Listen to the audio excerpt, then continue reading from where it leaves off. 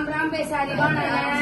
देखो बहने, आज इस आंटी ने कीर्तन करवाया है इस बेटी की खुशी में और बेटे की खुशी में, और ये दीदी बताएगी कि सा कीर्तन किया है। बहुत बढ़िया धन्य हो गए जल्दी। ऐसे ऐसे कीर्तन भगवान सबको है और जल्दी होगा। आज भाभी ने बहुत अच्छा कीर्तन किया, बहुत अच्छा लगा है, बहुत मजा आया। मैंने तो बहुत एंजॉय किया। ज्योति तो पूरी कुत्ती है।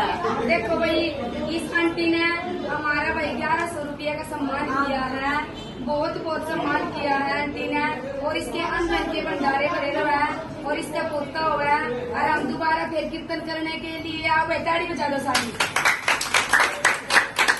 हरे हरे